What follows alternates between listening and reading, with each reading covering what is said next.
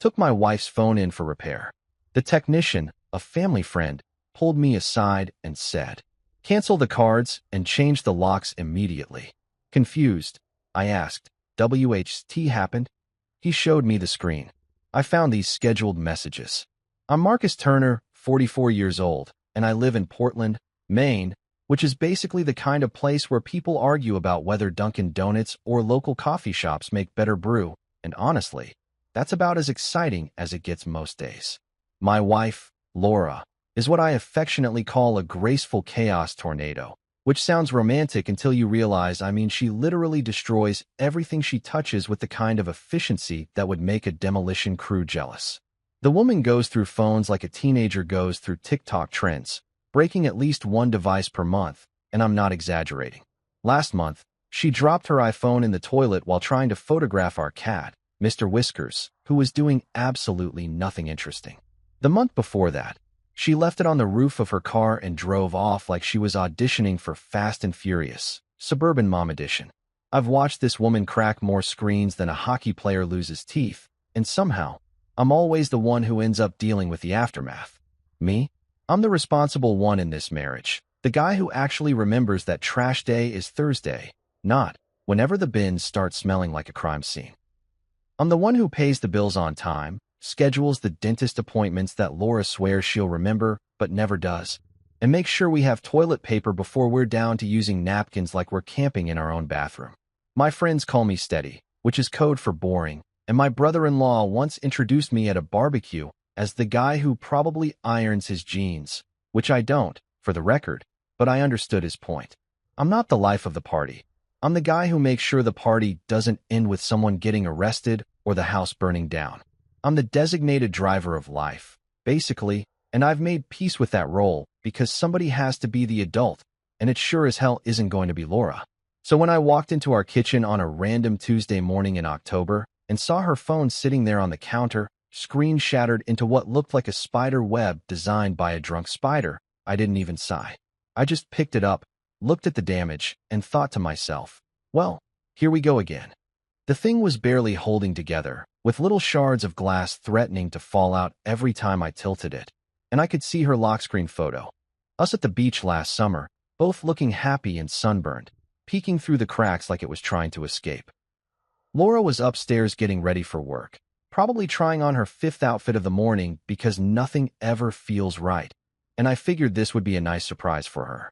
You know, the kind of gesture that gets you bonus points in the marriage scoreboard that every husband keeps mentally, even though we pretend we don't care about that stuff.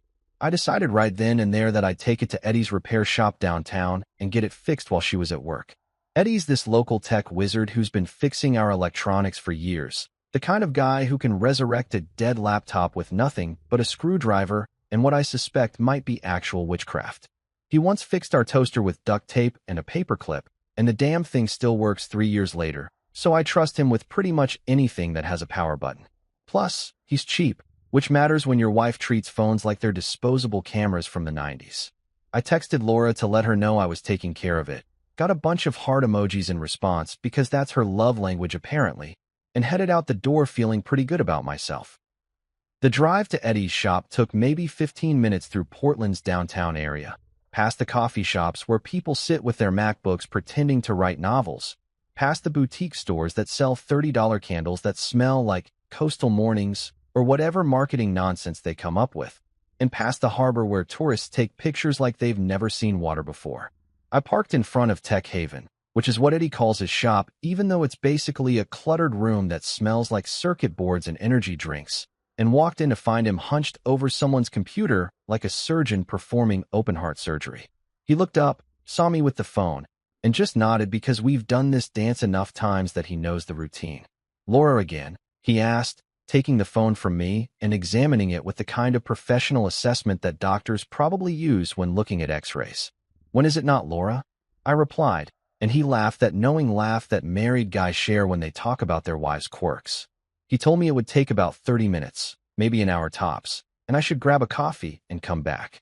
So I did exactly that, walking down to the Dunkin' on the corner because I'm a creature of habit and also because their coffee is consistent, which is all I really want from life at this point.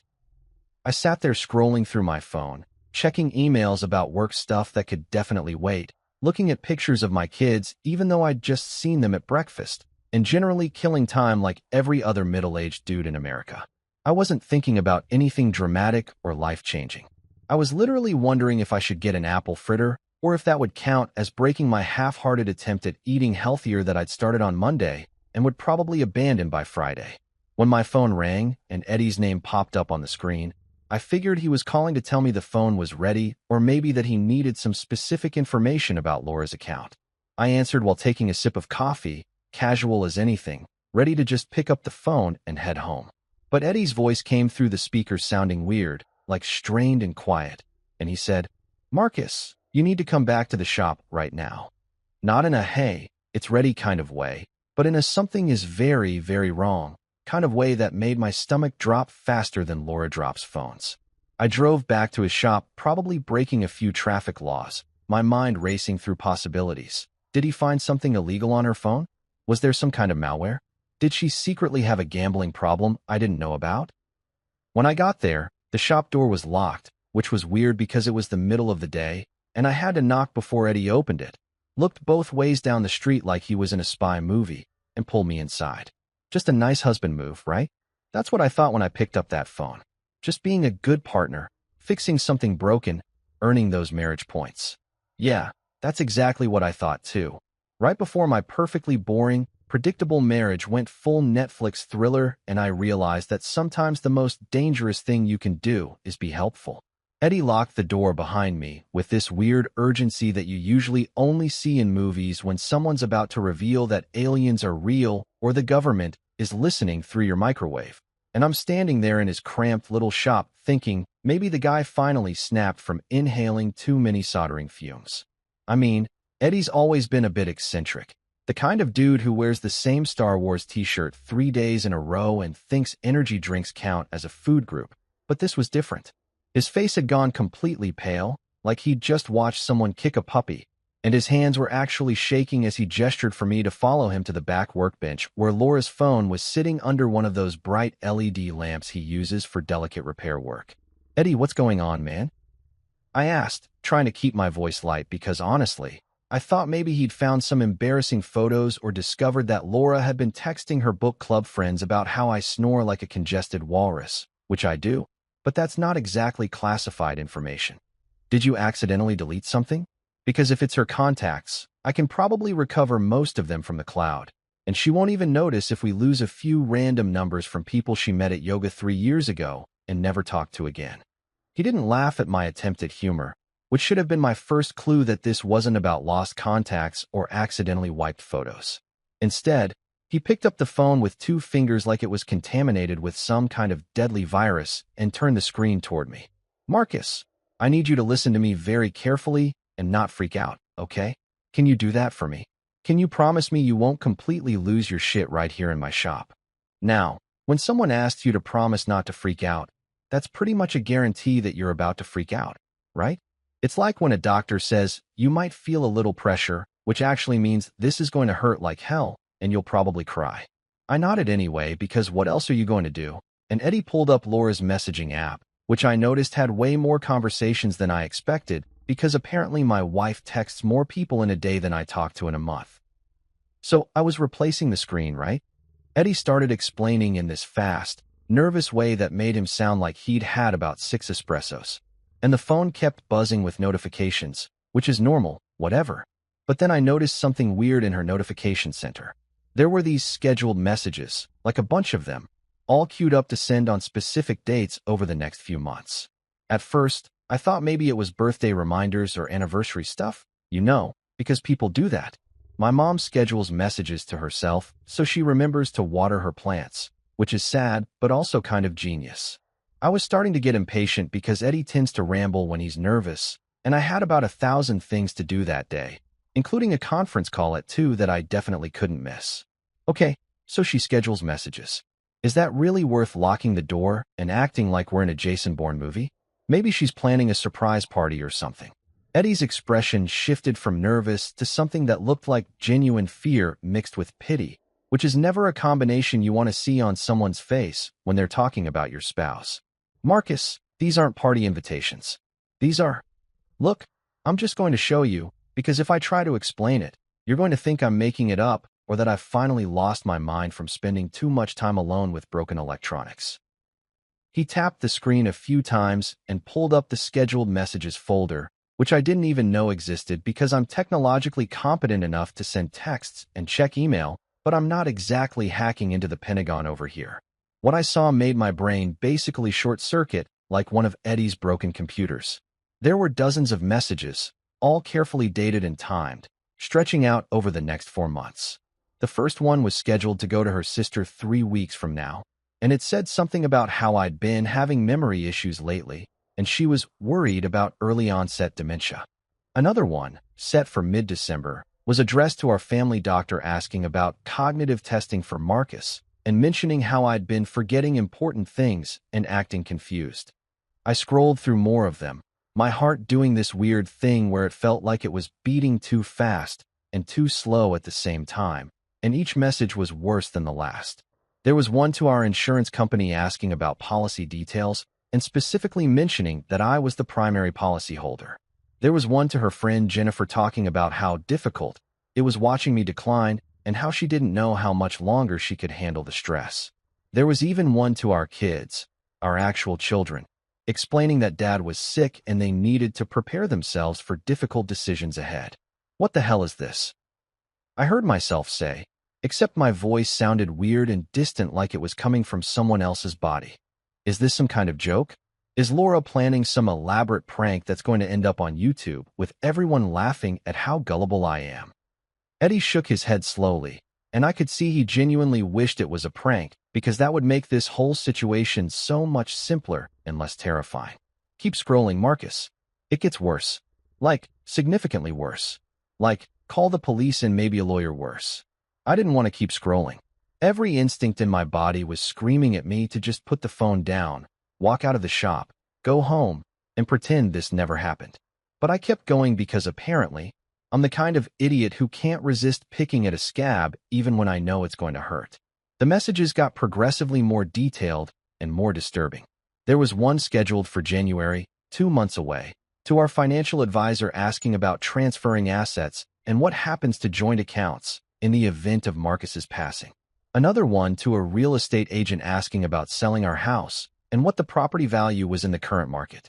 There was even one to a funeral home, which I couldn't even bring myself to read completely because my hands were shaking too much to hold the phone steady.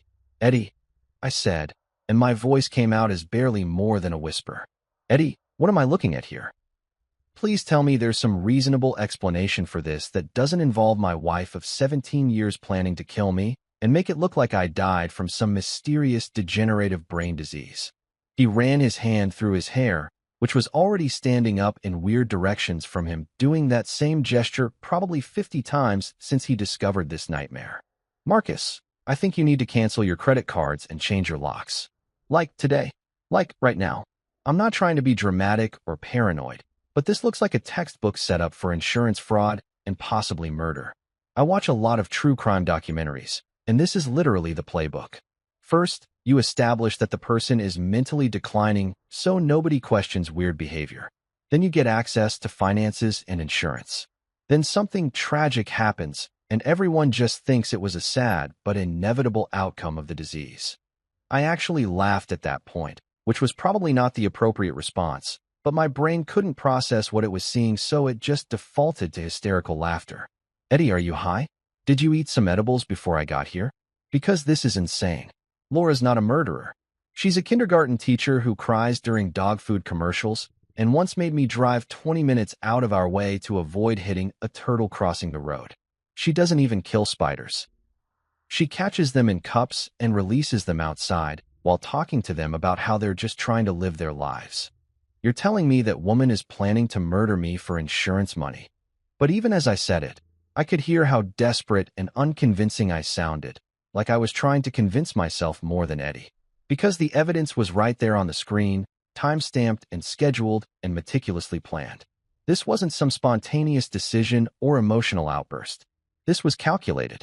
This was organized. This was someone who had sat down, probably multiple times, and carefully crafted a narrative that would make my death look natural and expected. Eddie put his hand on my shoulder in that awkward way that guys do when they're trying to be supportive but don't really know how to express emotions properly. I'm sorry, man. I really am. I wish I was high, and I wish this was all some crazy misunderstanding. But you need to take this seriously. You need to figure out what you're going to do, and you need to do it fast, because I don't know when she's planning to actually, you know, make her move. I stood there in that cramped repair shop, staring at my wife's cracked phone screen, and realized that I'd just stumbled into the most dangerous situation of my entire boring, predictable life, all because I decided to be a nice husband and get her phone fixed.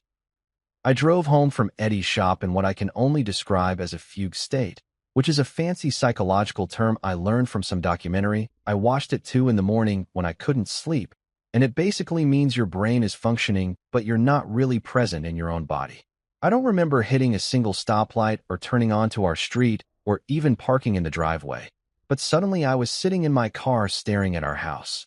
This perfectly normal Cape Cod-style place with blue shutters that Laura picked out 3 years ago because she said they were coastal chic, and thinking about how everything I thought I knew about my life was potentially a complete fabrication. The lawn needed mowing, which I'd been putting off because it's October, and I kept thinking maybe I could squeeze out one more week before winter hit. And there were pumpkins on the front porch that Laura had arranged in what she called an autumn tableau, and everything looked so goddamn normal that I almost convinced myself Eddie had been wrong.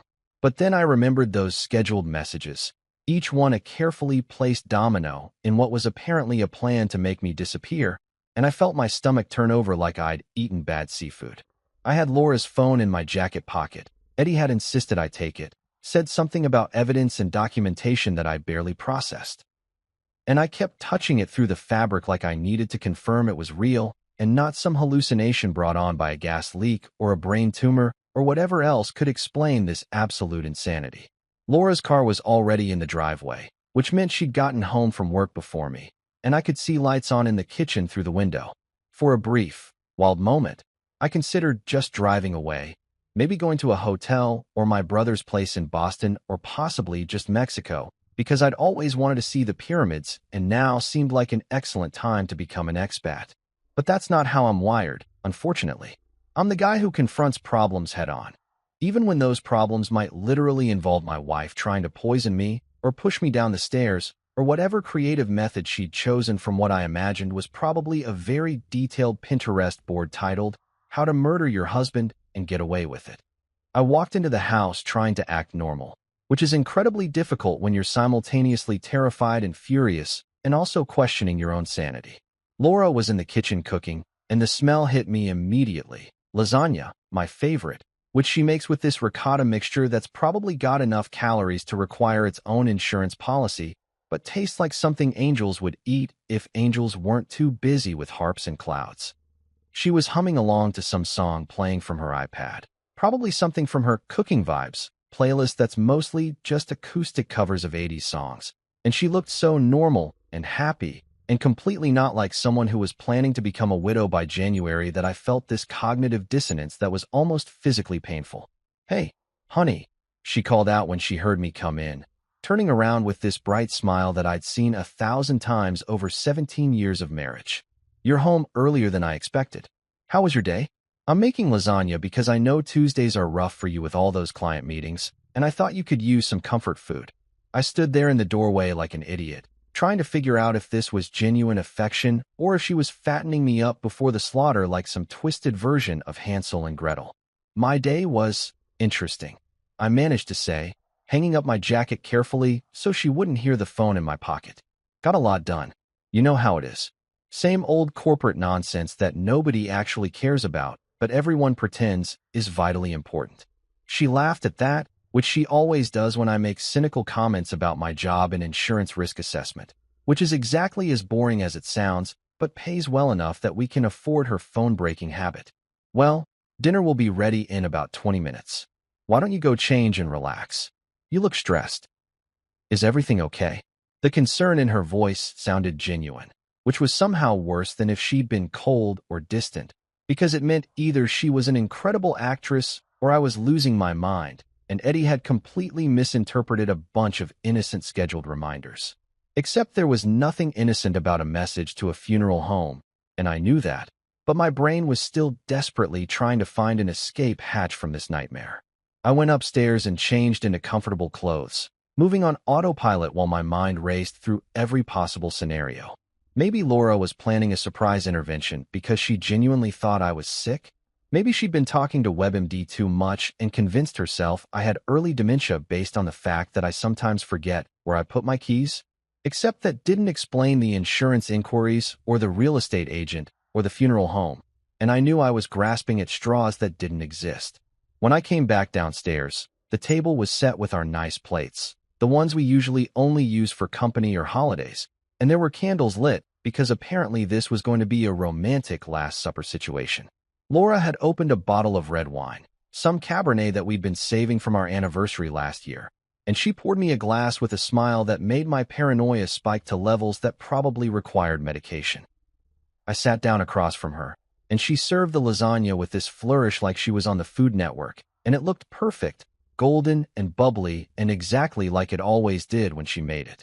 She was talking about her day, something about one of her kindergarten students eating glue and another one announcing that his parents were getting divorced during show and tell.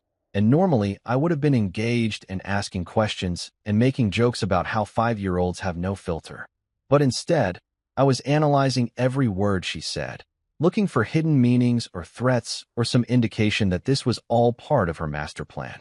"You've been so forgetful lately," she said casually, taking a sip of her wine, and my entire body went rigid because that was exactly the narrative she was building in those scheduled messages. "Remember last week when you couldn't find your wallet and it was in the fridge? And you forgot about our dinner with the Hendersons even though I reminded you 3 times. I had forgotten about that dinner, which was actually true, but now I couldn't tell if it was normal middle-aged forgetfulness or if she'd been deliberately setting me up by giving me wrong dates or gaslighting me into thinking I was losing my memory. "I've just been stressed with work," I said, picking up my fork and staring at the lasagna like it might contain arsenic or rat poison or whatever household substance Google recommends for discreet murder. Laura kept talking, completely oblivious to my internal crisis. Or maybe she was just an Oscar-worthy actress. "I've been thinking we should sell the house," she said, and I nearly choked on the wine I'd just sipped, which tasted fine as far as I could tell. But then again, I don't know what poison tastes like, and hopefully I'll never find out. It's too big for just the 2 of us now that the kids are grown and moved out, and the maintenance is getting expensive. We could get a condo downtown, something modern and easy to take care of. What do you think?" What did I think? I thought my wife was systematically setting up every piece of her murder plan right in front of me while serving me comfort food and acting like we were just having a normal Tuesday night conversation about downsizing. I thought I was living in some alternate reality where the woman I'd shared a bed with for nearly 2 decades was capable of plotting my death with the same casual efficiency she used to plan birthday parties and vacation itineraries. "That's an interesting idea," I said slowly, forcing myself to take a bite of lasagna even though my appetite had completely vanished and everything tasted like cardboard mixed with terror. "We should definitely think about it. No rush though, right? I mean, the market's always fluctuating, and we'd want to time it properly to get the best value." She nodded enthusiastically, and I watched her eat her own food, which was reassuring because presumably she wouldn't poison something she was also eating, unless she'd developed immunity like the guy in The Princess Bride, which was a ridiculous thought, but at this point my brain was throwing out every possible scenario, no matter how absurd. We finished dinner making small talk about nothing important, and I smiled and nodded and played the role of the oblivious husband while my mind worked overtime, trying to figure out my next move. Because if 41 years of life had taught me anything, it was this. Never show your hand until you've checked the other player's cards. And right now I needed to see exactly what game my wife was playing before I decided how to play mine. I didn't sleep that night, which probably wasn't a huge surprise considering I was lying next to someone who might be planning to smother me with a pillow or inject me with something while I was unconscious.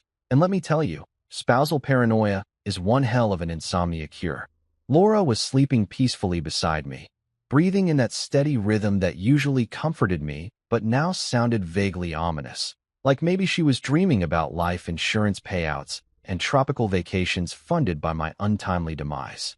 Every time she shifted or rolled over, I'd tense up like a neurotic cat, ready to bolt if she reached for anything that looked remotely weapon-adjacent. Around 3 in the morning, I gave up on the pretense of sleep and just lay there staring at the ceiling, listening to the house settle and thinking about how I'd somehow ended up in a situation that felt like a Lifetime movie crossed with a bad episode of Forensic Files. When my alarm went off at 6:30, I practically jumped out of bed with an enthusiasm I hadn't felt since college, which Laura commented on because apparently my sudden burst of morning energy was unusual enough to warrant observation. "Someone's chipper today," she said, stretching and yawning like a completely normal person who wasn't plotting murder. "Did you sleep well?" "Like a baby." I lied, because at this point lying seemed like a crucial survival skill, and if she could schedule messages about my fictional dementia, I could certainly pretend everything was peachy. "Just feeling energized, you know? Thought I'd get an early start on the day, maybe hit the gym before work." "I don't go to the gym. I haven't been to a gym since 2019 when I had a membership I paid for but never used, which is basically the American dream in a nutshell. But it gave me an excuse to leave the house before Laura and get started on what I was mentally calling Operation Don't Die. I showered quickly, got dressed in my standard business casual uniform of khakis and a button-down shirt that Laura had bought me, because left to my own devices, I'd probably still be wearing the same clothes I wore in my 20s, and headed out with a travel mug of coffee that I'd watched myself pour, because I wasn't taking any chances with beverages anymore. My first stop was the public library, which opened at 8 and was staffed by my buddy Marion, who'd been the head librarian there for about 15 years and knew more about finding information than the entire FBI database combined. Marion was one of those people who'd fully embraced the librarian stereotype: wire-rimmed glasses, cardigans in every color of the rainbow, and an almost supernatural ability to locate obscure information using nothing but determination and what I suspected might be actual magic. We'd met years ago when I was researching something boring for work, and she'd helped me track down statistical reports that I didn't even know existed, and we'd stayed friends ever since, bonding over our mutual appreciation for true crime podcasts and the fact that we were both married to people who were significantly more social than we were. "Marcus Turner, as I live and breathe," she said when I walked in, looking up from her computer with a smile that faded pretty quickly when she saw my face. "Good Lord, you look like you haven't slept in a week. What's wrong? Did someone die?" "Not yet," I said, which was probably a weird response, but Marion had known me long enough to understand that I processed stress through dark humor. "But I need your help with something, and it's going to sound absolutely insane, so I need you to just roll with it and not ask too many questions until I've explained everything." We went to her office in the back, which was really just a converted storage closet with a desk and approximately 7,000 books stacked in precarious piles, and I told her everything. The phone repair, the scheduled messages, the dinner with Laura casually discussing selling the house, and my supposed memory problems, all of it. Marion listened without interrupting, which is a rare and valuable quality in a person, and when I finished, she just sat there for a moment processing before saying, "Okay, so your wife is either planning to kill you, or she's organizing the world's most elaborate and tasteless prank. Either way, we need to figure out what's actually going on before you do something rash like confront her or, I don't know, fake your own death and move to Guatemala." Guatemala wasn't on my list, but I'll add it, I said, and she rolled her eyes but pulled up her computer with the kind of determined expression that librarians get when they're about to research the hell out of something. "Let me see the phone," she said, and I handed over Laura's device, which I'd been carrying around like it was the Hope Diamond or some other priceless artifact that needed constant supervision. Marion started scrolling through the messages, her expression getting progressively more concerned, and then she started digging into Laura's email, using some password recovery trick that I didn't quite follow, but seemed slightly illegal and definitely outside the scope of normal librarian duties. What we found over the next 2 hours made my stomach sink lower than it had already been, which I didn't think was possible. Laura's email was a goldmine of information that I absolutely did not want to discover. There were dozens of messages to someone named Elle Harding, who was apparently her business consultant, which was weird because Laura didn't have a business. She was a kindergarten teacher who occasionally sold crafts on Etsy, not exactly someone who needed professional consulting services. The emails were vague but troubling, lots of mentions about the plan and timeline, and securing assets that sounded less like legitimate business talk and more like dialogue from a heist movie. Marion, bless her detective-loving heart, started running background checks on this Harding person using library databases and public records that she had access to through various professional subscriptions. What came up was disturbing enough that I actually felt my hands go cold despite the stuffy warmth of Marion's office. L. Harding, full name Lydia Harding, had quite the colorful history. She'd been involved in multiple business ventures that had ended mysteriously, usually with her business partners either dead or bankrupt or both. There were news articles from different cities, all following the same basic pattern. Harding would partner with someone, convince them to restructure their assets or take out large insurance policies, and then something unfortunate would happen. A car accident here, a sudden illness there, one particularly suspicious house fire in Cleveland that had made regional news. Holy shit, Marion whispered, staring at her screen like she'd just uncovered evidence of a serial killer, which honestly might not have been far from the truth. Marcus, this woman is bad news. Like, legitimately dangerous bad news. She's never been formally charged with anything because apparently she's smart enough to cover her tracks, but the pattern is pretty damn clear. She finds people with assets, gains their trust, helps them restructure their finances, and then those people conveniently die and she walks away with a cut of whatever's left. I felt like I might throw up, which would have been embarrassing in Marion's tiny office, but also somewhat understandable given the circumstances. So Laura's not just planning to kill me on her own. She's got a professional criminal helping her? That's actually worse somehow. Like, I could almost understand a crime of passion or a spontaneous bad decision, but this is premeditated murder with a consultant. That's like MBA-level evil. Marion printed out everything she could find.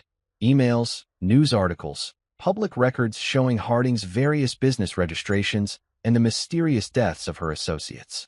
The pile of evidence looked like something you'd see in a detective's office in a TV show, and I half expected someone to walk in with a cork board and red string to start mapping out connections. We found bank records showing that Laura had been transferring money to an account linked to Harding, small amounts at first, but gradually increasing over the past 6 months. We found searches in Laura's browser history about life insurance policies, cognitive decline symptoms, and, this one really got me, how long does it take to settle an estate in Maine? She's been planning this for months, I said, staring at the evidence spread across Marion's desk. This isn't some impulsive decision. She's been systematically setting everything up, probably since around the time she met this Harding woman. How did I not notice? How did I not see that something was wrong?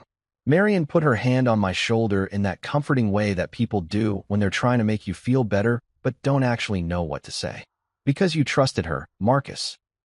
Because you're a normal person who doesn't assume your spouse is capable of murder. That's not a character flaw. That's called being a decent human being who operates under the assumption that most people aren't homicidal maniacs. We spent another hour documenting everything, making copies, scanning documents, and basically building a case file that would make a prosecutor weep with joy. Marion suggested I take everything to the police immediately, but I hesitated because I knew how this would look. A paranoid husband accusing his wife based on some scheduled messages and circumstantial connections to a woman with a sketchy past. I needed more. I needed something concrete and undeniable, something that would prove beyond any doubt that Laura and this Harding woman were actively planning my murder and not just having weird hypothetical conversations about estate planning.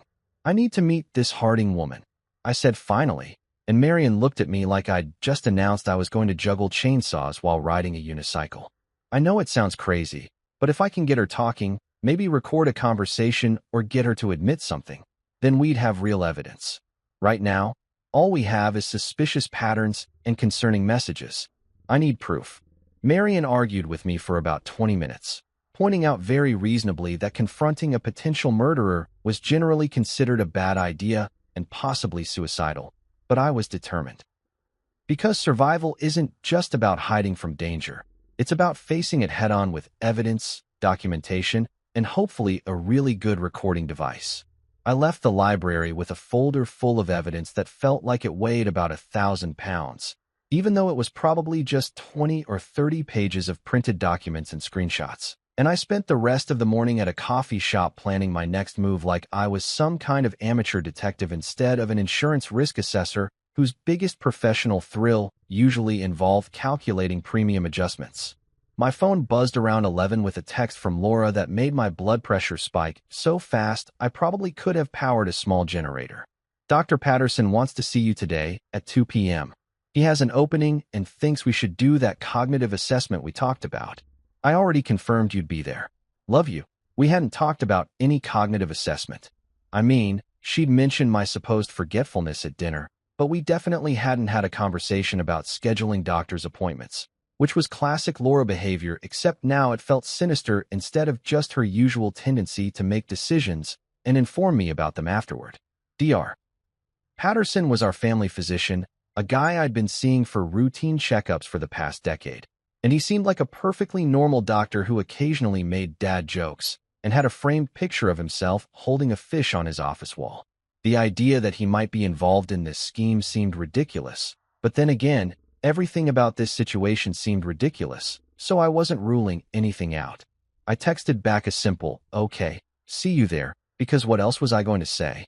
No thanks. I'm pretty sure this is part of a plot to establish that I'm mentally incompetent so you can murder me with plausible deniability. That seemed like it might tip my hand a bit too early.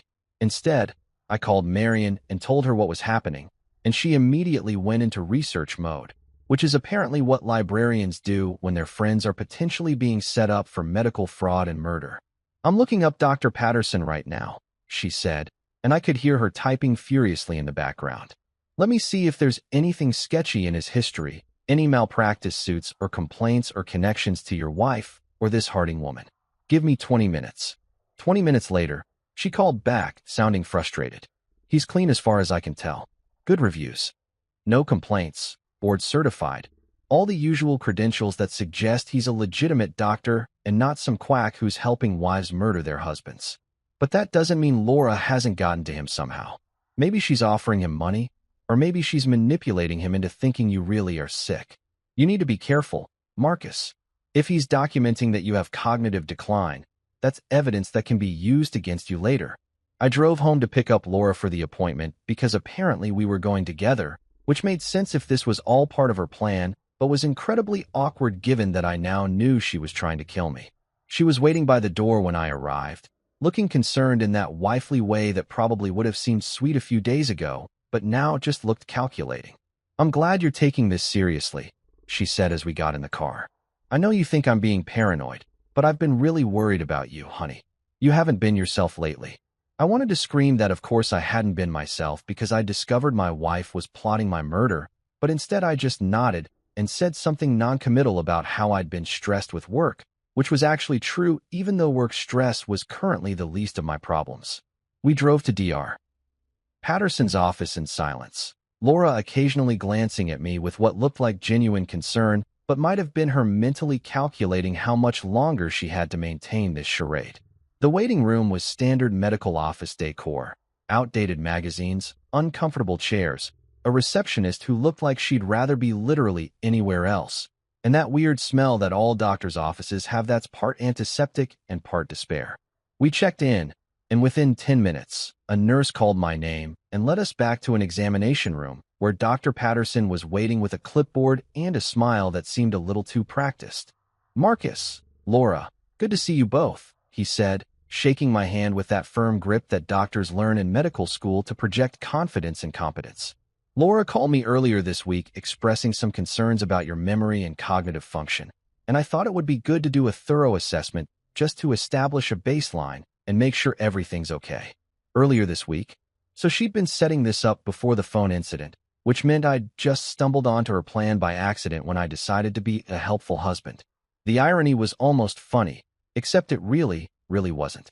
I sat down in the examination chair while Dr.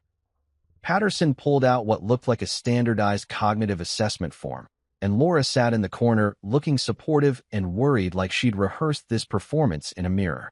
"I'm going to ask you a series of questions, Marcus," Dr. Patterson said, clicking his pen in that annoying way that some people do.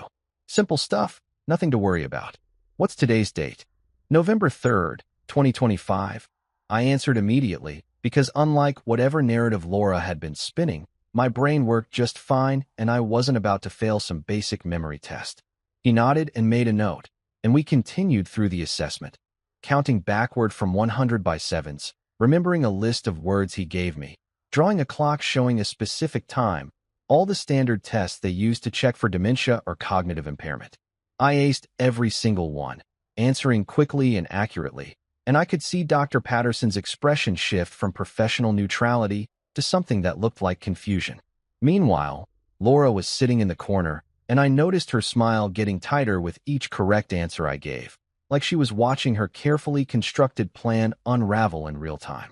Well, Marcus, I have to say your cognitive function appears to be completely normal, Dr. Patterson said, flipping through his notes with a frown. Actually, you scored higher than average on several of these assessments. Your memory is sharp, your reasoning is sound, and I'm not seeing any indicators of decline or impairment. I watched Laura's face carefully, and for just a second, I saw something flicker there, annoyance maybe, or frustration, before she covered it with concerned confusion. But doctor, what about all the things I told you about? The forgetfulness, the confusion, the incidents at home. Dr. Patterson looked between us, and I could see him doing the mental calculation that doctors do when they realize something doesn't add up. Mrs. Turner, based on this assessment and my examination, I'm not finding any evidence to support those concerns. In fact, Marcus seems perfectly healthy from a cognitive standpoint. This was my moment, and I decided to take the shot because if Eddie and Marion had taught me anything over the past 24 hours, it was that sometimes you need to go on the offensive instead of just defending yourself. I pulled out my phone, not Laura's, but mine, and opened up the photos I'd taken of her scheduled messages. Dr. Patterson, I need to ask you something. Have you already created medical records documenting cognitive decline for me? Because my wife has been sending scheduled messages to people claiming I have dementia, and I'm wondering if you've been part of establishing that false medical history. The room went completely silent except for the annoying hum of the fluorescent lights overhead. Dr. Patterson's face went pale, then red, then pale again, cycling through colors like a malfunctioning traffic light. Laura stood up so fast her chair scraped against the floor with that awful sound that makes your teeth hurt. Marcus, what are you talking about? Why would you say something like that? I'm saying it because I found your phone, Laura. I know about the messages. I know about L. Harding. I know about the whole plan. I turned back to Dr. Patterson, who looked like he wanted to melt into the floor and disappear. So I'll ask again, doctor. Have you been creating false medical records? Because that's fraud, and it's also illegal. And I have a lawyer friend who would be very interested in discussing it with you. I didn't actually have a lawyer friend, but it sounded good, and more importantly, it had the desired effect. Dr. Patterson started stammering something about misunderstanding and patient confidentiality, and then he did something that confirmed everything I'd suspected. He grabbed a file from his desk with my name on it and tried to shove it into his desk drawer. But I was faster, probably fueled by adrenaline and rage and the kind of desperate energy that comes from realizing your doctor has been falsifying your medical records to help your wife kill you. I snatched the file before he could hide it and flipped it open to find exactly what I'd feared. Detailed notes about my supposed cognitive decline, observations about memory loss and confusion, recommendations for further testing, all dated over the past month. Notes about appointments that never happened and symptoms I'd never exhibited. It was a complete fabrication, a carefully constructed medical paper trail that would have made my eventual death look like a tragic but expected outcome of a degenerative disease. You've been creating fake medical records, I said, my voice shaking with anger. You've been documenting appointments that never occurred and symptoms I never had. That's medical fraud, Dr. Patterson. That's the kind of thing that gets you sued and loses you your license and possibly puts you in jail. The doctor looked like he might cry, which was pathetic but also kind of satisfying. She said you were in denial about your condition. She said you'd refused to come in for testing, and she needed documentation to help get you into treatment. I was trying to help. Help? I laughed, and it came out harsh and bitter. You were helping her set me up to be murdered, you idiot. Did she pay you? Or did she just convince you that you were doing a good deed by falsifying medical records for a patient who was perfectly healthy? Laura had been quiet during this exchange, but now she stepped forward with her hands up in what I guess was supposed to be a calming gesture. Marcus, honey, you're not making sense. You're clearly upset and confused. Maybe we should. Don't. I cut her off, backing toward the door with the file clutched in my hand. Don't you dare try to gaslight me right now, Laura. I have evidence. I have your messages, your emails, your connection to Lydia Harding, and now I have proof that you've been working with Dr. Patterson here to create a false medical history. It's over. I walked out of that office with the file, leaving behind a panicking doctor and a wife whose carefully constructed murder plot had just exploded in her face like a cartoon bomb. And for the first time in days, I felt like maybe I wasn't completely helpless in this nightmare scenario. Dr. Patterson didn't try to stop me, probably because he was too busy contemplating the end of his career, and Laura didn't follow me, which was honestly a relief because I didn't know what I'd do if she tried to maintain the charade any longer. As I drove away, I called Marion. I need you to add medical fraud to our evidence pile, I said, because apparently my wife bribed my doctor, and I just stole my own fabricated medical records. This day just keeps getting better and better. After the disaster at Dr. Patterson's office, I spent about an hour driving around Portland with no particular destination in mind, just processing the fact that my family doctor had been actively participating in what was essentially a conspiracy to make my murder look like a natural death, which seemed like the kind of thing that should require more than just a bribe or some sob story from my wife. I ended up parking at the waterfront, staring at the boats bobbing in the harbor, and eating a sad sandwich from a convenience store while I figured out my next move. The file from Patterson's office was sitting on my passenger seat like a ticking time bomb, full of fake medical assessments and fraudulent documentation that would have destroyed my credibility if Laura had managed to actually go through with her plan. The whole thing made me feel violated in a way I couldn't quite articulate, like someone had stolen my identity, but instead of racking up credit card debt, they were just trying to make me look insane before killing me. Marion called around to check on me, probably worried I'd done something stupid like confronted Laura directly or driven my car into the ocean, both of which had briefly crossed my mind as viable options. I'm fine, I told her, which was a lie, but the kind of lie you tell when you're not actually fine but don't want people to worry. I need to find Lydia Harding. If Laura's the one pulling the trigger, Harding's the one who loaded the gun and pointed it in my direction. I need to understand what I'm actually dealing with here.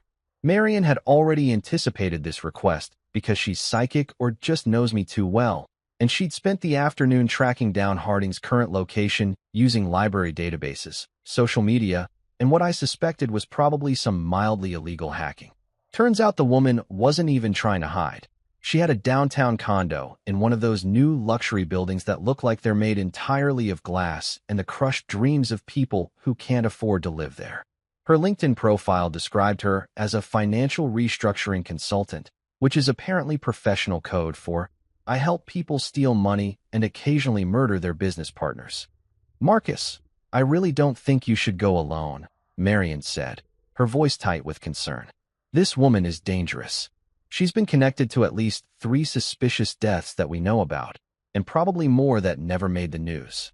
What are you going to do? Just knock on her door and ask her to confess to conspiracy to commit murder? That's exactly what I'm going to do, I said, because apparently discovering that your wife wants you dead does something to your sense of self-preservation. But I'm going to record the conversation, and I'm going to be smart about it. I just need her to talk, to give me something concrete that proves she and Laura are actively planning this. Right now, I have suspicious messages and a sketchy background, but I need actual evidence of intent. I stopped at an electronics store on my way to Harding's building and bought one of those digital voice recorders that people use for lectures or meetings, the kind that's small enough to fit in your shirt pocket and supposedly has excellent audio quality. The teenager working the register looked at me like I was either a spy or just incredibly boring, and I didn't bother explaining that I was actually just a middle-aged guy trying not to get murdered by his wife and her criminal consultant. I also bought a cheap button-down shirt with a front pocket specifically designed to hide the recorder because apparently I was committing fully to this amateur detective routine. Harding's building had that kind of modern lobby that's all marble and chrome and uncomfortable designer furniture that looks expensive but feels like sitting on geometric shapes, with a doorman who seemed like he took his job way too seriously for someone whose primary responsibility was opening doors and judging people. I told him I was there to see Lydia Harding for a business consultation, which was technically true even if the business in question was my attempted murder, and he called up to her unit with the kind of professional courtesy that suggested she paid her HOA fees on time and probably tipped well during the holidays. MS. Harding says you can go up, he informed me, gesturing toward the elevator like he was directing traffic at a funeral. 23rd floor, Unit 2304. The elevator ride gave me just enough time to question every decision that had led me to this moment and to triple-check that the recorder in my pocket was actually working, which it was, capturing every awkward breath and probably the sound of my heart trying to escape through my ribcage. When the doors opened on the 23rd floor, I stepped out into a hallway that smelled like expensive carpet and other people's money, and I found Unit 2304 at the end with a brass number plate that probably cost more than my monthly car payment. Lydia Harding answered the door before I could even knock, which was unsettling in that specific way that makes you wonder if people have been watching you through the peephole. She was probably in her late 40s, dressed in one of those effortlessly elegant outfits that women wear when they want to look casual, but have actually spent 45 minutes choosing the perfect combination of expensive athleisure wear. Her dark hair was pulled back in a sleek ponytail, and she had the kind of smile that probably worked really well on people who didn't know she was potentially a serial killer. "Marcus Turner," she said, like we were old friends instead of complete strangers connected only by the fact that she was helping my wife plot my demise. "I've been expecting you. Please, come in." The condo was exactly what you'd expect from someone who makes their living through financial fraud and accessory to murder. Minimalist furniture, abstract art that probably cost a fortune but looked like something a toddler could have made, and floor-to-ceiling windows with a view of the harbor that would have been breathtaking if I wasn't terrified. She gestured for me to sit on a white leather couch that looked like it had never been actually used for sitting, and she settled into an armchair across from me with the kind of relaxed confidence that comes from either yoga or sociopathy. "Can I get you something to drink?" she offered, and I almost laughed because accepting beverages from someone who's helping plan your murder seemed like Darwin Award territory. "I'm good, thanks," I said, trying to match her casual tone even though my hands were sweating enough to leave marks on her expensive couch. "I appreciate you agreeing to meet with me. I'm guessing Laura told you I might be stopping by." Harding's smile widened slightly, and she crossed her legs in that deliberate way that people do when they're comfortable holding all the power in a conversation. "Laura's been keeping me updated on the situation, yes. She mentioned you found her phone and that you've been asking questions. I have to admire your resourcefulness, Marcus. Most men in your position would have just confronted their wives directly and ended up looking paranoid and unstable. But you've been smart about it. Gathering evidence, doing research, building a case. It's almost admirable." The recorder in my pocket was capturing every word, and I silently thanked whatever electronics gods existed that the audio quality was good. "So you admit you've been working with Laura? Helping her plan? What exactly?" She laughed, which was somehow worse than if she'd been cold and threatening. "Oh, Marcus, let's not play games. You know exactly what we've been planning. You found the messages, you talked to Dr. Patterson, you've clearly done your homework. The question isn't what we're planning. The question is what you're going to do about it." I forced myself to stay calm, to keep her talking, because every word she said was evidence that could potentially save my life. "I'm curious about something. Why do you do this? What do you get out of helping people murder their spouses? Is it just the money, or is there something else?" Harding leaned forward slightly, and her expression shifted from amused to something more serious, almost businesslike. "It's not about the money, although that's certainly a nice bonus. It's about helping people solve problems that they can't solve on their own. Your wife, for instance, she's been unhappy for years, trapped in a marriage that doesn't fulfill her, tied to a life she never really wanted. But divorce is messy and expensive, and in her case, it wouldn't give her the financial freedom she needs to start over. So I provide a solution that's cleaner and more profitable for everyone involved. Everyone except me," I pointed out, which seemed like an important distinction. She shrugged with the kind of casual indifference that made my skin crawl. "You're collateral damage, Marcus. Nothing personal. You've been a good husband by all accounts. Reliable, responsible, boring. But boring doesn't pay for the lifestyle Laura wants, and it certainly doesn't spark passion or excitement. She's ready to move on, and I'm helping facilitate that transition. By killing me and stealing my life insurance, I said flatly. By helping her access resources that are technically half hers anyway. Harding corrected, like we were discussing a business merger instead of murder. The insurance is just a bonus, really. The real money is in your company's shares and the house and the various accounts you've accumulated over the years. Laura's put in 17 years of her life with you. She deserves compensation for that investment. I felt anger rising in my chest, hot and sharp, but I forced it down because losing my temper wouldn't help me here. And what about after? What happens to Laura once I'm dead and she's collected everything? Harding's smile returned, and this time it had an edge to it that made me understand exactly how dangerous this woman was. That depends entirely on how cooperative she continues to be. Ideally, we maintain our business relationship and I help her manage her newfound wealth. But if she becomes difficult or threatening or decides she doesn't need my services anymore. She trailed off meaningfully, and I understood what she wasn't saying. You kill her too, I said. That's what happened to your other partners, isn't it? You help them murder their spouses, take your cut, and then eliminate them once they're no longer useful. She didn't deny it, which was somehow more chilling than if she'd gotten angry or defensive. I prefer to think of it as tying up loose ends. People get sloppy after they've committed murder. They start talking, getting guilty, making mistakes. It's cleaner if there's only one person who knows the full story. And that person is you. Exactly. She stood up and walked to the window, looking out at the harbor with her back to me. Here's what I'm willing to offer you, Marcus, because I like you and I think you're smarter than Laura gives you credit for. You can work with me instead of against me. We eliminate Laura, tragic accident, maybe a home invasion gone wrong, and we split everything 50-50. You get to live, you get your money, and you never have to worry about someone trying to kill you again. I sat there stunned, trying to process the fact that this woman had just casually offered to help me murder my wife in exchange for half of everything we owned. You want me to betray Laura and help you kill her? I want you to survive, Harding corrected, turning back to face me. And I'm offering you the best possible outcome for this situation. Otherwise, I'm afraid we'll have to proceed with the original plan, and that doesn't end well for you. I stood up slowly, making sure the recorder was still safely hidden in my pocket. I'll think about it, I said, which was the same thing I'd probably said a million times in business meetings when I meant absolutely not, but didn't want to burn bridges. Don't think too long, Harding said as she walked me to the door. Time is a luxury you don't really have anymore, Marcus.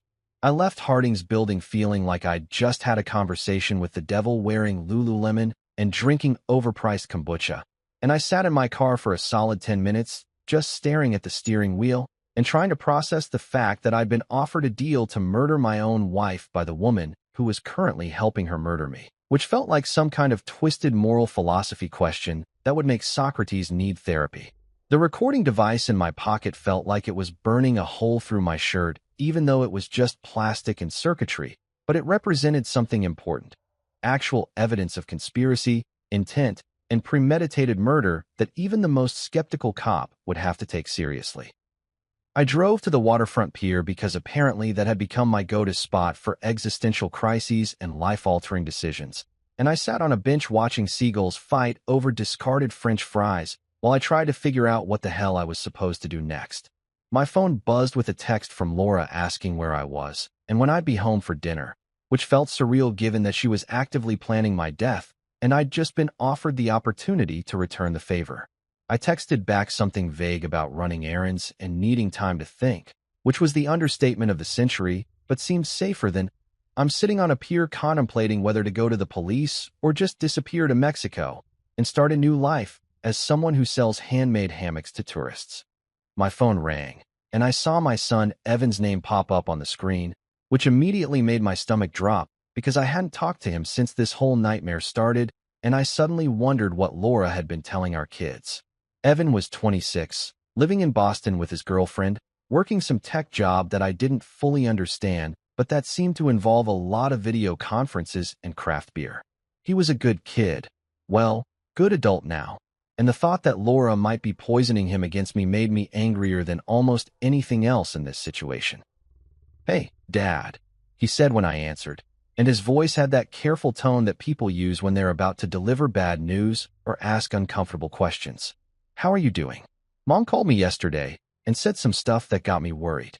Of course she did. Because why just plan your husband's murder when you can also systematically turn his children against him by suggesting he's losing his mind? What did she say exactly? I asked, trying to keep my voice neutral even though I wanted to scream. There was a pause, and I could practically hear Evan choosing his words carefully.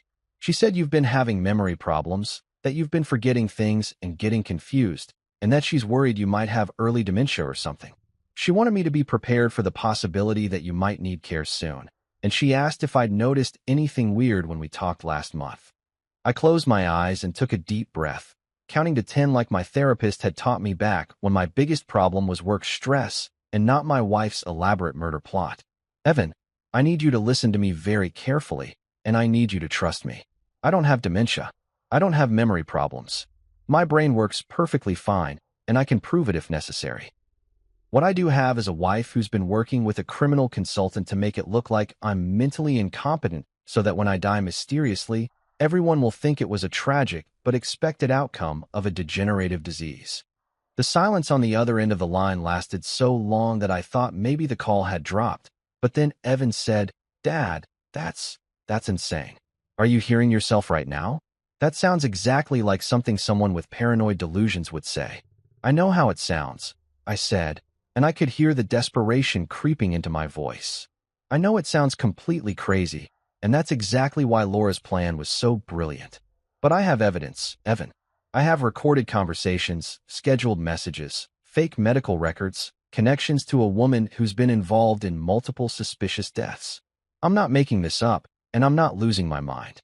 Your mother is trying to kill me, and she's been setting up an elaborate cover story to make sure she gets away with it." Another long pause, and then, "Can you prove it? Like, actually prove it with real evidence that isn't just you connecting dots that might not be connected?" I thought about the folder full of documents sitting in my car, the recording I'd just made with Harding, the fake medical file from Dr. Patterson, and all the research Marion had compiled. "Yes, I can prove it.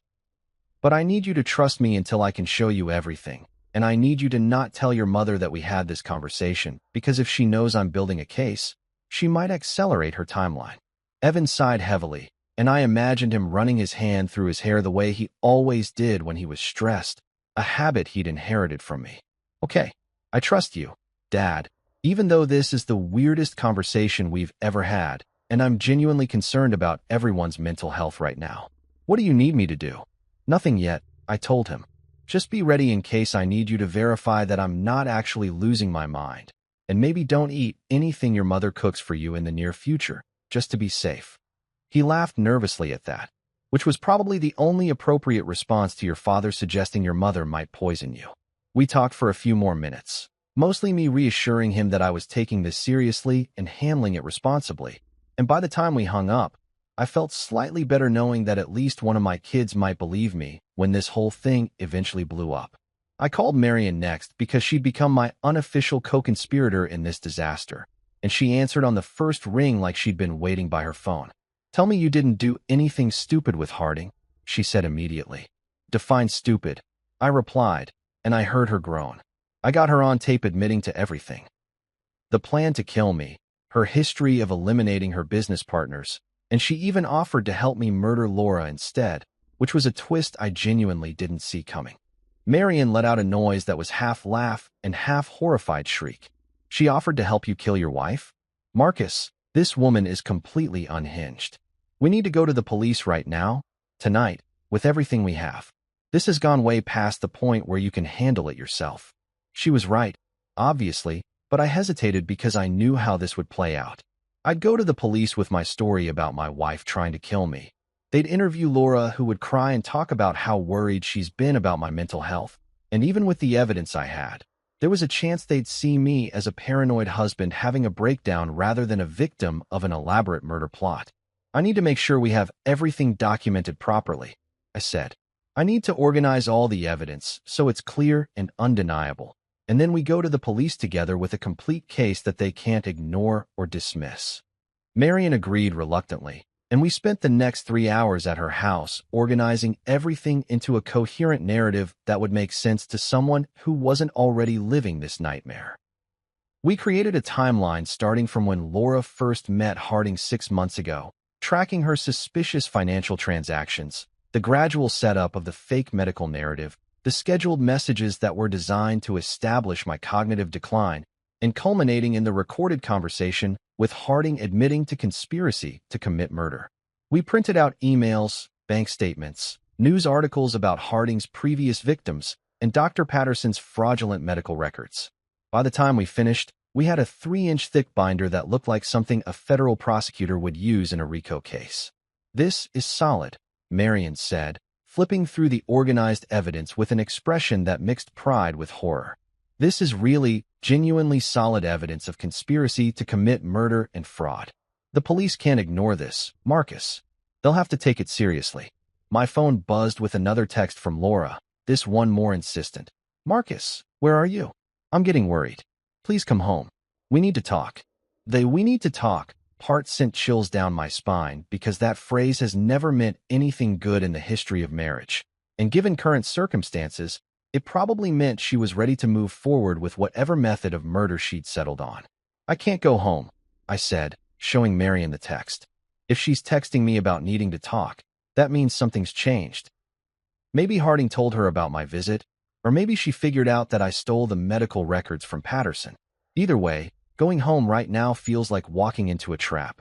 Marion nodded and started packing up the evidence binder.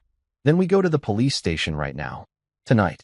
We present everything. We file a formal complaint, and we let them handle it from here. You can stay at my place tonight if you need to, and we'll figure out protective custody or restraining orders or whatever legal mechanisms exist to keep your wife from actually killing you." I was about to agree when my phone rang with an unknown number, which I almost didn't answer because unknown numbers at 8 p.m. usually mean spam calls about extended car warranties. But something made me pick up, and I heard Harding's smooth, confident voice on the other end. "Marcus, I hope you've had time to think about my offer. I wanted to let you know that Laura's getting impatient with the timeline, and she's planning to move forward tonight. I thought you deserved a heads up, given our conversation earlier." My blood went cold. "What do you mean, tonight?" "I mean your wife has decided she's tired of waiting and wants to accelerate the plan. I advised against it, told her it was sloppy and rushed, but she's emotional and impulsive, which is why she needs someone like me in the first place. If you're smart, you won't go home tonight. Or if you do, maybe you'll finally accept my offer and we can solve both our problems." She hung up before I could respond, leaving me staring at my phone like it might explode. "We're going to the police right now," Marion said firmly, grabbing her keys and the evidence binder. "No more waiting, no more organizing. Right now, Marcus." But even as we headed out the door, I couldn't shake the feeling that we were already running out of time. The police station was exactly what you'd expect from a municipal building in Portland, Maine, fluorescent lights that made everyone look slightly dead, institutional beige walls that probably hadn't been painted since the Reagan administration, and that distinctive smell of burned coffee mixed with the collective stress of everyone who'd ever filed a report there. Marion and I sat in uncomfortable plastic chairs for what felt like hours, but was probably only 45 minutes while various officers walked past us looking busy and important, and I clutched our evidence binder like it was a life preserver, and I was drowning in a sea of bureaucratic indifference. Eventually, a detective named Sarah Chun came out to meet us, looking tired but alert in that way cops develop after years of dealing with humanity's worst impulses at all hours of the day and night. "Mr. Turner, I understand you want to file a report about a conspiracy to commit murder?" She said it neutrally, professionally, but I could see the skepticism in her eyes because I probably looked exactly like every other paranoid spouse who'd come through those doors claiming their partner was trying to kill them based on circumstantial evidence and relationship problems. We followed her to an interview room that was somehow even more depressing than the waiting area, and I spent the next hour walking her through everything.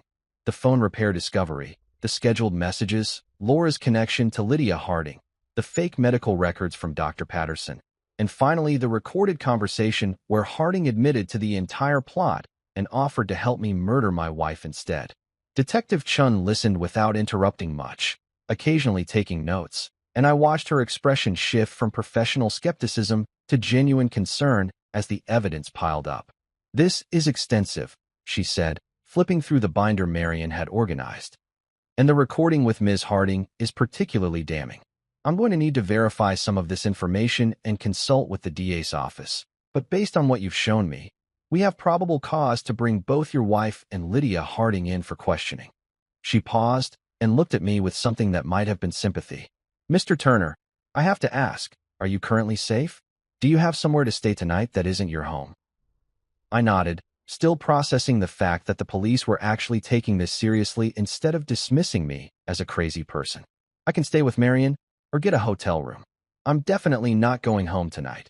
Not after Harding called to warn me that Laura was planning to move forward with the plan." Detective Chen frowned at that. "She called you to warn you?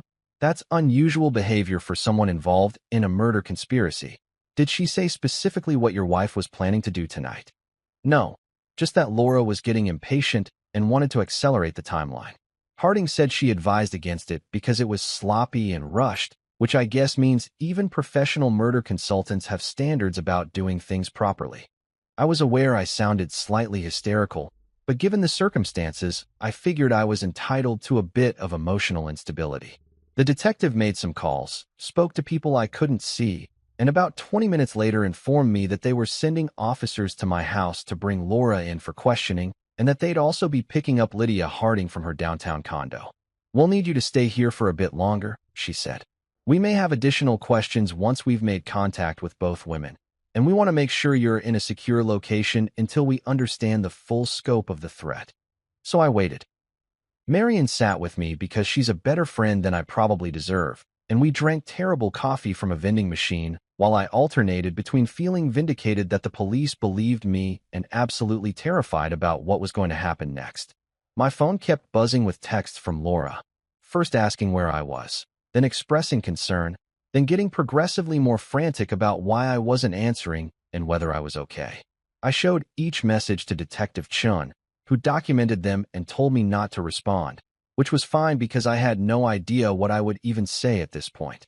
Around 10 p.m., my phone rang with a call from our home number, and Detective Chen indicated I should answer it, but keep the call on speaker. I picked up with shaking hands, and Laura's voice came through sounding panicked and angry in equal measure. "Marcus, where the hell are you? I've been worried sick, and you're not answering my texts.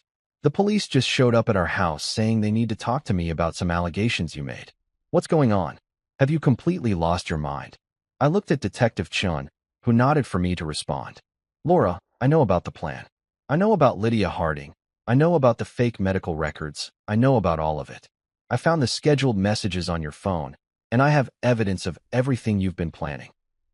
There was a long silence on the other end, and when Laura spoke again, her voice had changed from panic to something colder and more controlled. "Marcus, I think you need help. You're clearly having some kind of paranoid episode, and I'm worried about you. There's no plan, there's no conspiracy. I was trying to help you get medical attention because you've been acting strange, and now you've twisted that into some elaborate fantasy where I'm trying to hurt you." It was exactly the response I'd expected, and it might have worked if I didn't have hours of recorded evidence and documentation to back up my claims. "Tell that to the police," I said, and hung up because I didn't trust myself to keep talking without saying something I'd regret. Detective Chen looked satisfied. "That was good. She's going to try to spin this as concern for your mental health, which we anticipated. But the evidence speaks for itself, and once we bring in Harding and she realizes we have her on tape, there's a good chance she'll cooperate to reduce her own charges." What happened next moved faster than I expected. The police brought Laura to the station around 11, and I caught a glimpse of her being escorted past the interview room where Marion and I were waiting. She looked furious and scared and somehow still managed to shoot me a look that could have melted steel, which was impressive given that she was potentially about to be charged with conspiracy to commit murder. They put her in a different interview room, and Detective Chen told me they'd picked up Harding as well, who'd apparently been in the middle of packing a suitcase when officers arrived, which suggested she'd been planning to disappear once Laura made her move. The interview with Laura lasted about 2 hours, and I wasn't present for it, but Detective Chun filled me in afterward. Laura had stuck to her story initially, claiming I was mentally unstable, that she'd been trying to get me help, that the scheduled messages were just reminders to herself about concerning behavior she'd noticed. But when they played the recording of Harding admitting to the entire conspiracy and offering to kill Laura instead of me, her story fell apart like a house of cards in a wind tunnel. She tried to claim Harding had manipulated her, that she'd never actually planned to go through with anything, that it was all just theoretical discussion that got out of hand. But the fake medical records, the financial transfers, and the timeline of scheduled messages told a different story. Harding, on the other hand, had apparently just smiled when they arrested her and asked for her lawyer without saying another word, which Detective Chin said was typical behavior for someone who'd done this before and knew exactly how the system worked. She's going to be harder to prosecute, the detective admitted. She's careful about maintaining plausible deniability in most communications, and she'll claim she was just providing financial consulting services. But the recording you made gives us leverage, and combined with the pattern of deaths among her former associates, we should be able to build a solid case. It was almost 2 in the morning when Detective Chin finally told me I could leave, with the understanding that I'd need to come back for additional interviews and eventually testify, if this went to trial. They'd arrested both Laura and Harding, charging them initially with conspiracy to commit murder and fraud, with the possibility of additional charges pending further investigation. I walked out of that police station into the cold November night, feeling simultaneously relieved and completely hollowed out, like someone had scooped out all my emotions with an ice cream scoop and left me running on nothing but adrenaline and caffeine.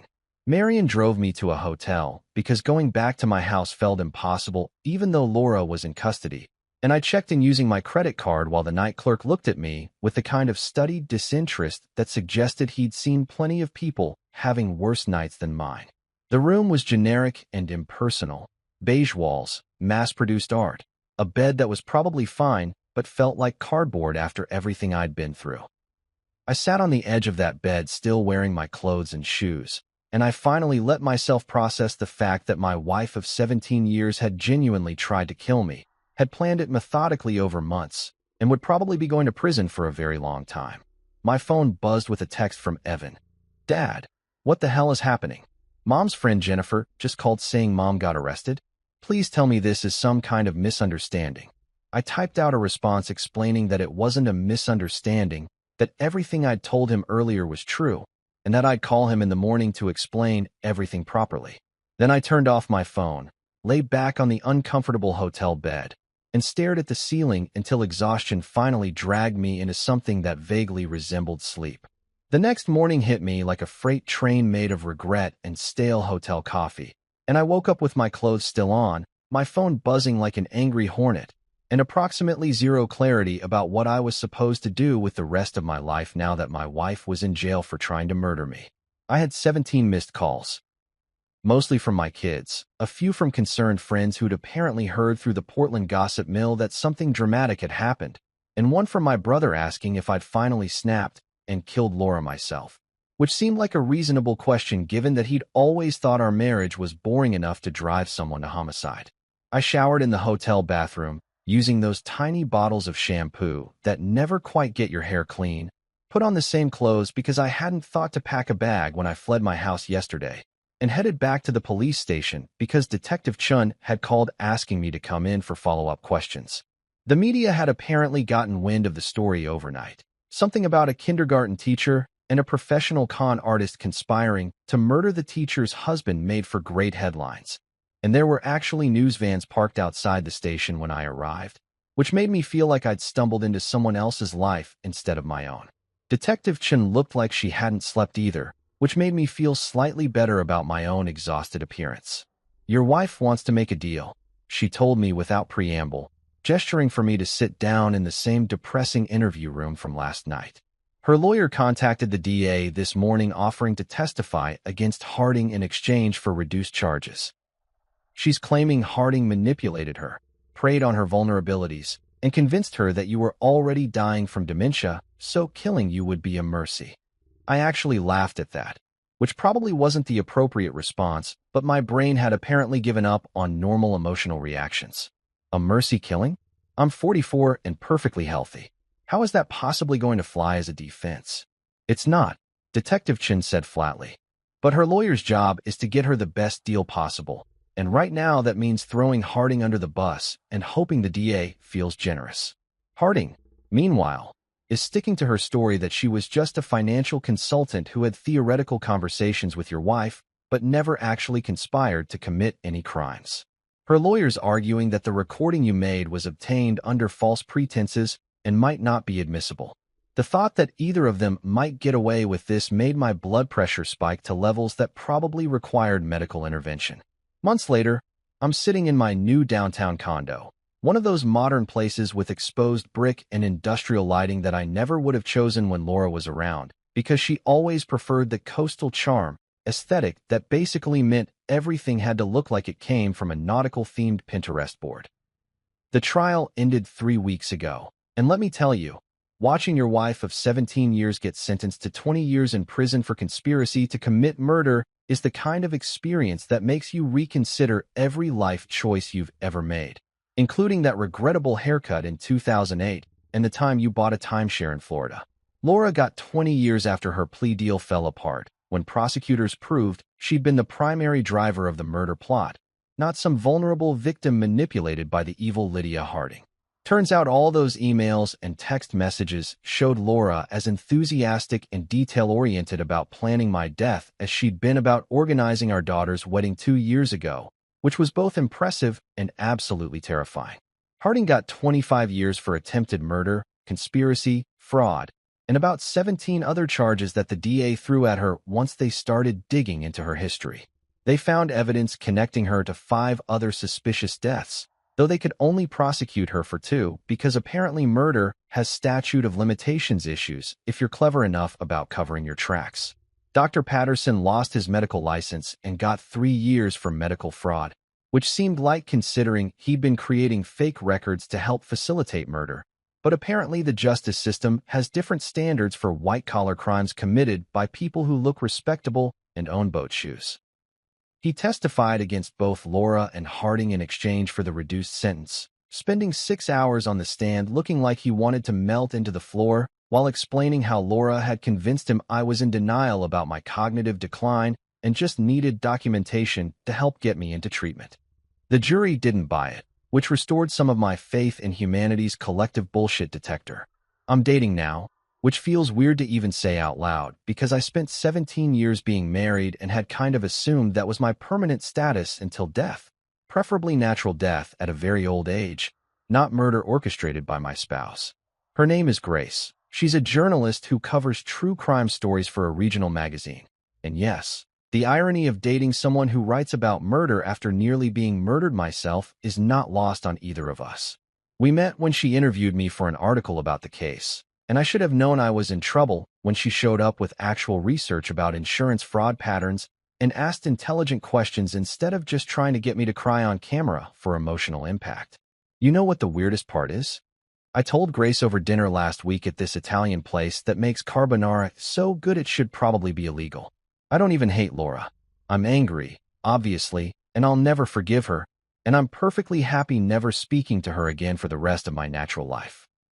But mostly I just feel sad that she thought killing me was easier than just asking for a divorce like a normal person who's unhappy in their marriage.